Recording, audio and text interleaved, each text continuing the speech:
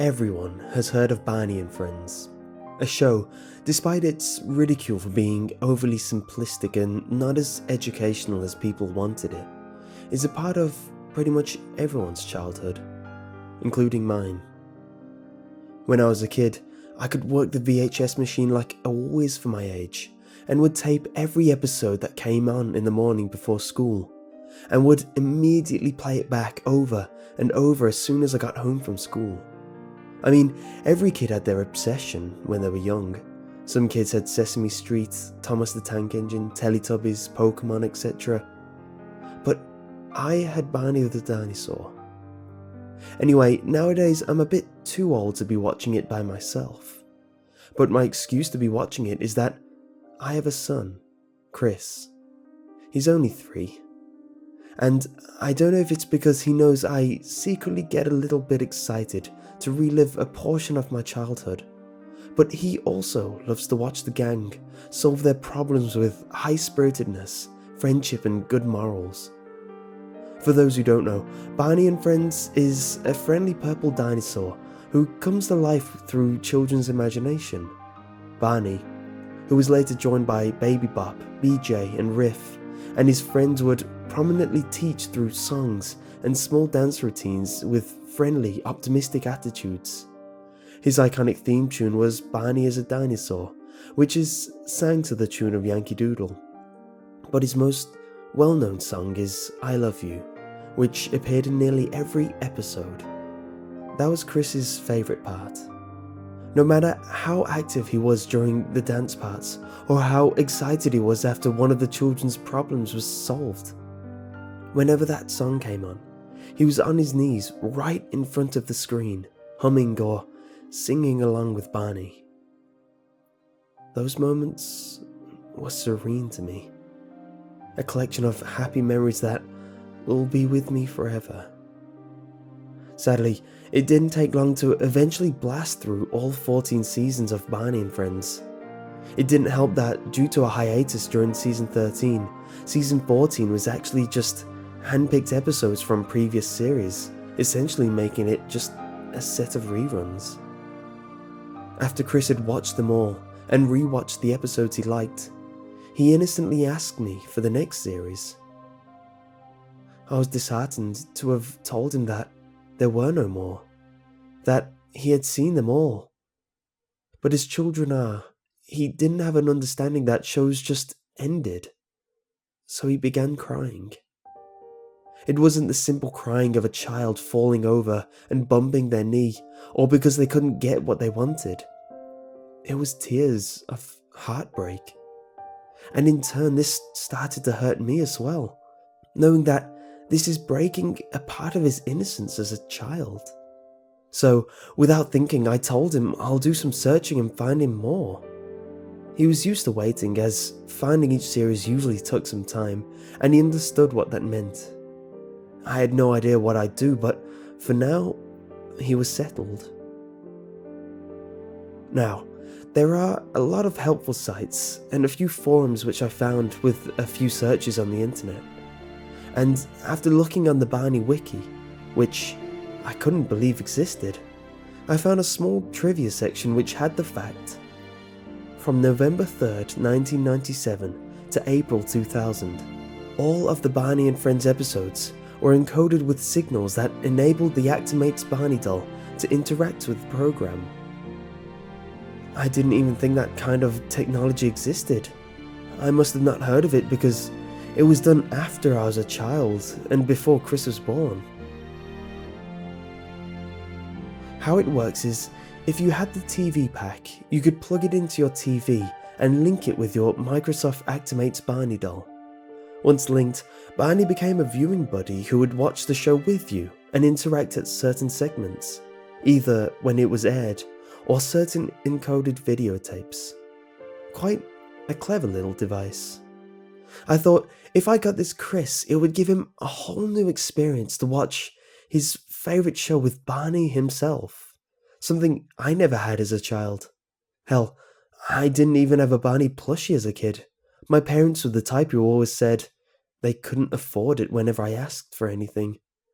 So, with a plan in my head, I set my time to find a working Actimates doll, a TV pack, and the compatible episodes for my son to watch. Now, instead of just watching Barney and Friends on PBS, you can interact with Barney on PBS.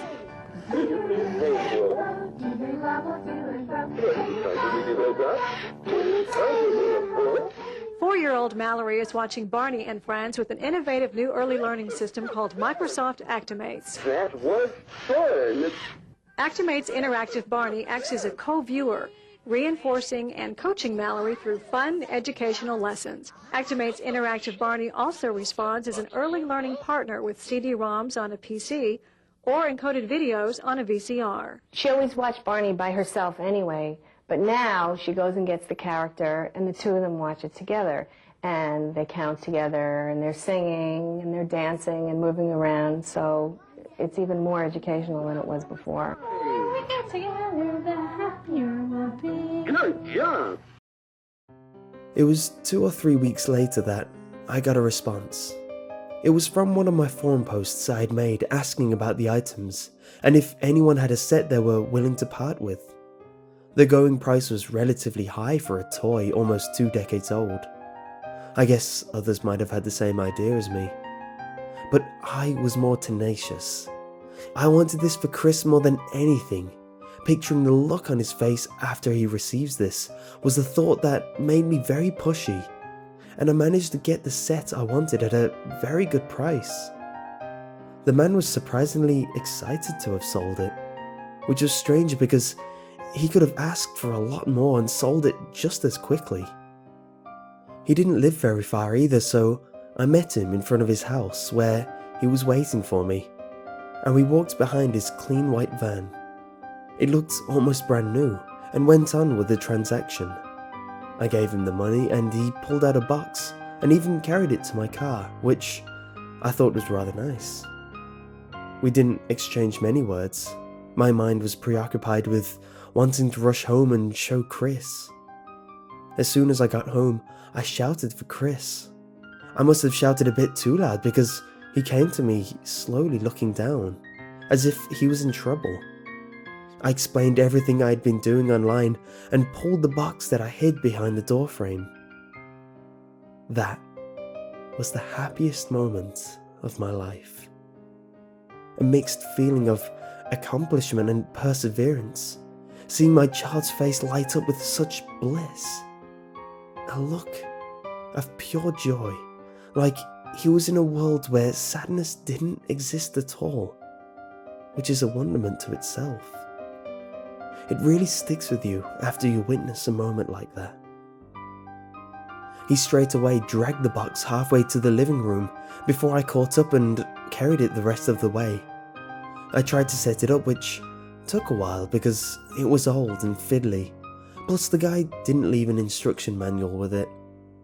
In the time it took me to finally finish, his level of excitement didn't dwindle at all. I started the tape and walked away towards the door. Chris stopped me, asking where I was going, why I wasn't going to watch it with him.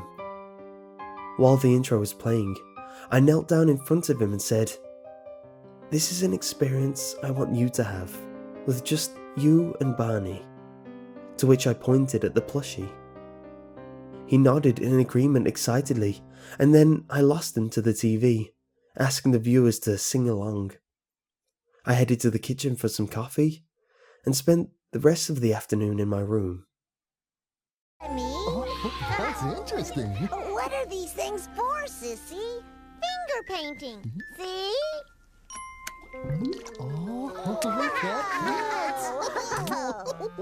It's a fantastic automatic ooey gooey drip dropper. Yeah, let's get messy! Okay. After the sounds of the TV died, I assumed he had finished watching, so I went downstairs to see what he wanted to do next. But before I opened the door, I heard Chris talking. He sounded distressed, like he was upset at what someone said. I opened the door to see if his mother came home early and told him off for something. But what I saw was Chris's head spin around towards me, while he was holding Barney in front of him. There was a moment of silence as I was trying to process what to say, until I instinctively came out with, "Chris, what's going on?" Quick as a whistle, he said, "Nothing," brushing it off like he was hiding something before darting past me to the kitchen, Barney in hand. I just stood there, trying to see if he had broken anything in the room before I heard Chris from the kitchen asking for my help to pour him a drink. I was suspicious, but seeing nothing out of the ordinary in the living room, I obliged to Chris's request and left. From then on, whenever I'd return to Chris to check up on him while he was watching his show, I opened the door. But he must have always heard me coming, because as soon as I peeked in, he stopped talking, sit down from whatever position he was in, and placed himself bolt upright in a formal manner. There was no use in asking what he was doing, because he'd always cover it up. And I say cover it up because I know he was up to something. Kids are terrible liars. He brought that Barney doll around with him everywhere and told him everything he was doing. If he was away, as soon as he was with his doll again, he'd harp on and on about his school day. It was relaxing to hear this, because from then I knew he was probably hiding the fact that he believed Barney to be real, most likely thinking that I'd think it was weird or tell him to stop if he told me. We had a good relationship, so I thought he'd know better, that I wouldn't do that, but he's at the age where keeping secret, invisible friends was normal, so this gave me peace of mind to let him continue. My parents told me I did the same when I was his age, so he probably got it from me. It was during the end of term break from preschool that he really started to religiously watch the show. Despite whether the episode was compatible with the Actimate's technology or not, he still watched it with Barney. The toy had built-in phrases to say things like, "I like watching TV with you," which I thought was clever. So it was understandable that he'd continue using the doll when it was not needed. When there was quiet parts of the show, I could hear Chris talking to Barney. I had a frog in my throat hearing how innocent he sounded, like Barney was actually there right next to him. But something ruined the moment. As I was listening in from the top of the stairs, I thought I heard a deep voice of another person. Shocked, I instinctively ran downstairs and stormed the living room to see Chris, startled, holding his Barney doll. At the time, I regretted ever doing that. During dinner, Chris told me that Barney didn't like me anymore, which crushed me. I felt like I should have left him to whatever he was doing, but I couldn't explain what I heard. And if I told anyone, I'd sound way too paranoid. After that, Chris almost seemed to avoid me. He obviously couldn't cut contact with me since I was the main one who was looking after him during his break from school. He needed me to do remedial tasks that a 3-year-old couldn't, like fetching him a drink and grabbing his Barney tapes from the top shelf. But I definitely noticed he spoke to me less. He never told me what Barney said, even if I asked, never told me what he was thinking or anything like that. At the end of his school break, he had cleared through the 3 series I had, which was compatible with the Actimate style, and other episodes in between as well. During the last day, me and his mother sat him down and explained he couldn't stay up past his bedtime anymore, because he had to wake up early for school again. Disgruntled, he agreed and went to his room like we told him. He interacts with his television show through a unique animation technology developed by Microsoft that will make its broadcast premiere on PBS. The program is broadcast from your PBS member station with an encoded signal. It's read by a special decoder transmitter hooked into the VCR connected to your television set. The transmitter then decodes the data and transmits it to a wireless receiver in the body of the Actimates Interactive Barney. Let's watch this show together and look for 10 puzzle pieces of my favorite things. The first day for school, he woke up tired, which was expected. No kid wakes up for school sprightly after getting used to a more relaxed sleeping pattern. But after the 7th time, then the 14th time, we started to wonder why. So one night, I told him to go to bed at his usual time. I waited down the hall from his room, camped down on a chair, and patiently sat there to see what happens. I waited an hour, nothing. I waited 2, nothing. But after the 3rd, he came out, rubbing his eyes like he had just woken up. When he walked out, I saw he was clutching his Barney doll as he slumped downstairs. I crept to the edge of the balcony, waiting to see if he walked into the living room to start watching TV, ready to catch him in the act. This would be the perfect explanation as to why he was so tired. But what happened next completely threw me off. Instead of heading right towards the TV room, he turned left. I saw him approach the front door, reaching up to the latch and turn it. Why was he opening the front door? Was he going to go outside? Before I could find out of parental anger, I shouted at him to stop before thumping downstairs and grabbing his arm. I looked him in the eyes for a few seconds with a stern look to show him that I was serious. After intimidating him, I calmly came out with, "Son, why did you unlatch the front door?" He had a look of fear in his eyes, a look you get when you know you've disappointed someone. His eyes started to water, his lips started to tremble as he slowly blurted out, But Barney told me to do it." In a fit of anger, I swung my hand and smacked his bottom. I wasn't mad that he opened the front door. I wasn't mad that he was awake way past his bedtime. I was angry at the fact that my own son lied to me. He started wailing as I carried him back to his room and told him I'd deal with him in the morning. I explained what happened to my wife before we went to bed. Hey, hey, we learned something new today. That's right. Hip, hip, hooray! We learned something new today. I'd really like to go to that school, but I'm too little. Oh. Hey, hey, hey, we learned something new today. Hip, hip, hooray! We learned something new today. The next morning, I saw a child with a face of many emotions. A look of distress, a look of disappointment, a look of sadness, a look of betrayal. He sat down quietly. He was looking at the ground the whole time. I sat down in front of him and in a more friendlier tone than the night before, asked him again why he was opening the front door. He looked up and quietly murmured, "Barney told me to do it." My voice raised as I said, "Chris, why are you lying to me? You'll be in more trouble if you lie again." He raised his head with a serious look on his face. "But he really did."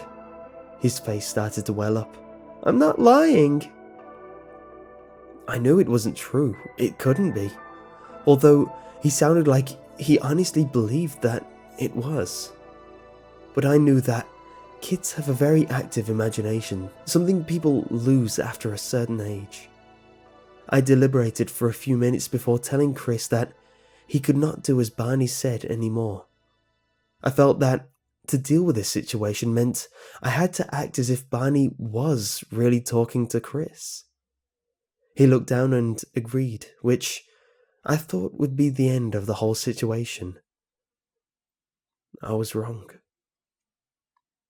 first company that we wanted to talk to is PBS, because PBS stands for all the things that we're trying to accomplish here. We're trying to get education delivered, and we're trying to really add value in a program. And PBS was just a natural fit for us.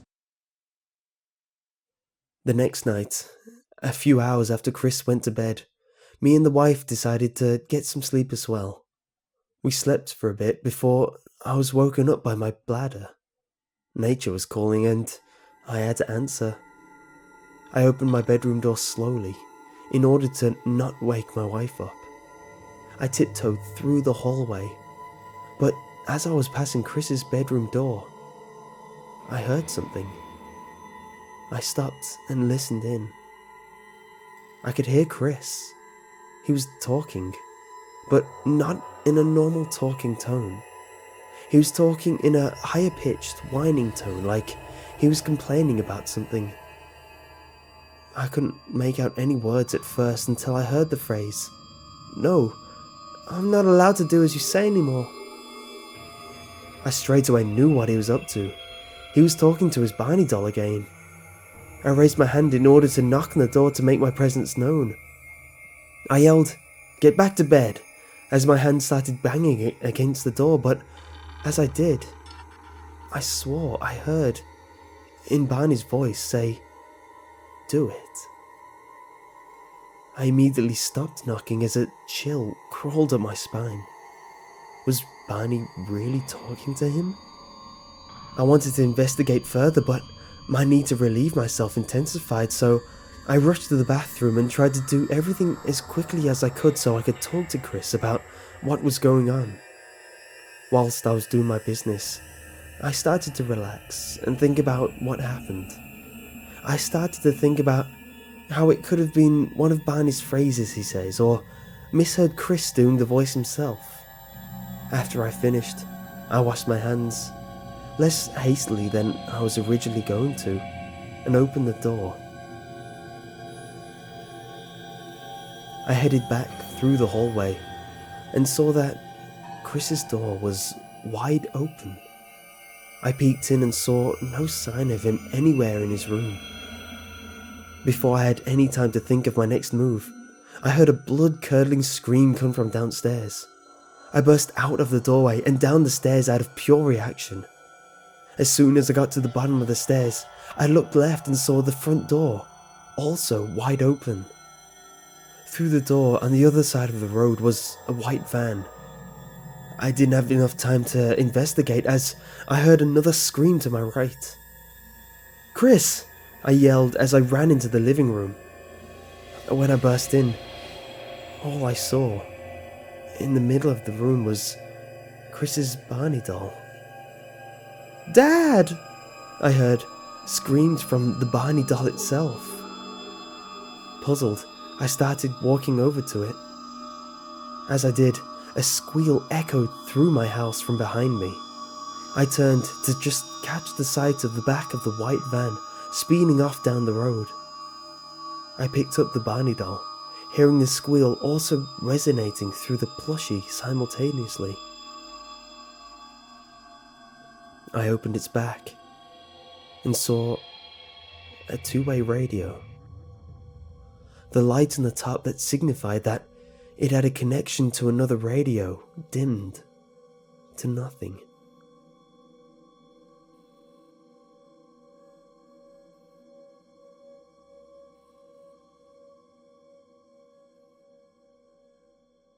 And you can always count on having a fun day when you spend it with the people you love.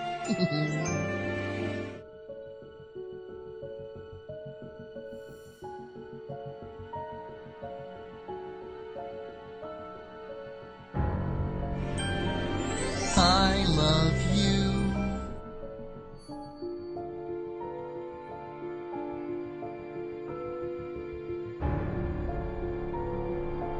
You love me.